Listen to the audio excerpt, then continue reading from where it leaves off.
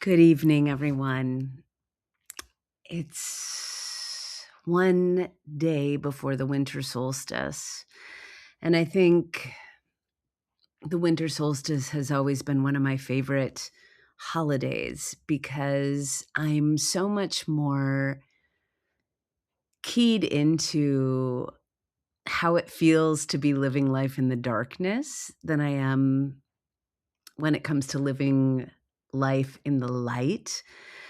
Part of that is because I grew up in Wisconsin and Minnesota, where it's dark and cold so much of the year. And part of it is because even as a really happy, enthusiastic person, I have struggled with depression. I've struggled with feeling stuck, especially during my divorce and at certain times in my life of transition, of grief, when I've been saying goodbye to the old and waking up to the new. And I think the solstice is such a great time to really get present to the darkness, not only the darkness outside, but the darkness inside of us.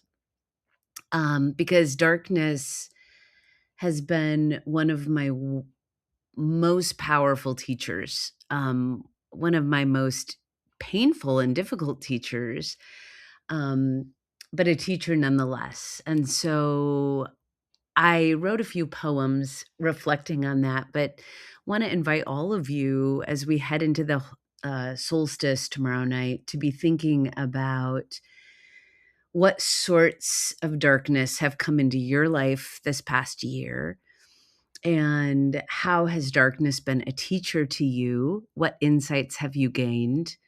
What parts of that darkness do you want to prune or slough off or let go as we head into this next year? And what manner of light are you inviting into your life? What new purposes?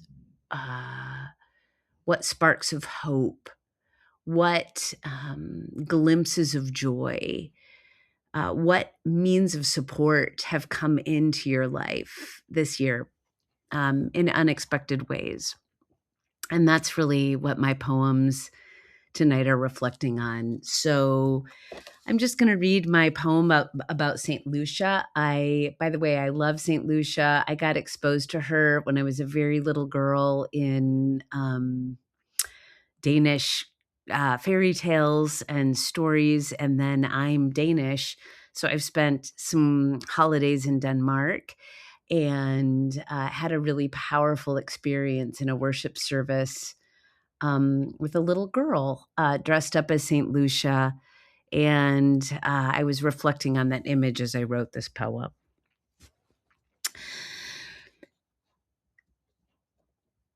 St. Lucia comes.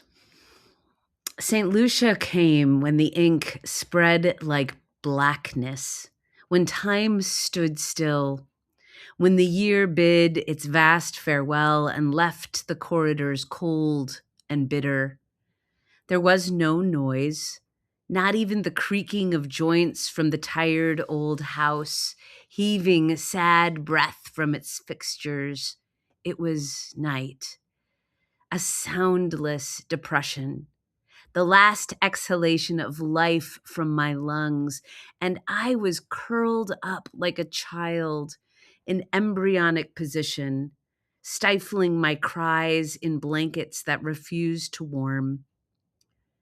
But so she came. Even so, amidst my protests, some small flicker of light cast by the ring of one young girl's head, one small foot paddling against the floor, one solo voice singing "See" in the silence. I knew then that life could come again, that darkness is no rule, that all my grief could not suffocate such delicacy. One child in her innocence, casting glow on the bleak.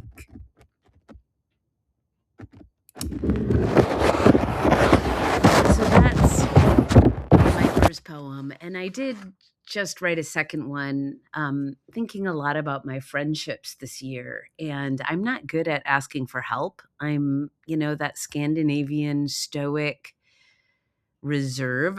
I wouldn't call myself a reserved kind of person, but when it comes to asking for help or letting people in on what's actually happening to me emotionally, I'm terrible at it. So, I've just been really grateful for my friends, for this Substack community and the people who have supported me in these past couple of years, without me even asking most of the time because I didn't ask. They just came to me and it felt like they came to me as angels, as messengers of God. And so, I wrote this poem, Hark the Angels Sing. Please let me capture this, the feeling of the weight of friendship, the way your hands have reached out to me, holding me and softening my blows, confounding me and carrying me. How did I deserve one bit of you? You, the strokes of brilliances, these flares firing in the night. I am humbled, awed, and filled with joy. These friends, these angels, wow. So thanks. Thanks to my Substack community. And I look forward to inviting all of you. In January, I'm going to be starting the third week in January, a heroine's journey workshop online, where we're going to talk about the stages of the heroine's journey in 7 stages. We're going to have 7 weeks together. We're going to talk about the ascent, the climbing, the descent, the falling apart, and the integration, and explore something that I do with a lot of my retreats, and do it in a little bit of a shorter version, an online version. But this heroine's journey has changed my life, and I want to invite all of you with me as I explore it. And I'm looking forward to sending out details in the new year. My subscribers get a discount. So I hope you'll join me. Thanks so much. And I hope you can all find a way, a meaningful way, to experience the winter solstice tomorrow night. Take care. Bye.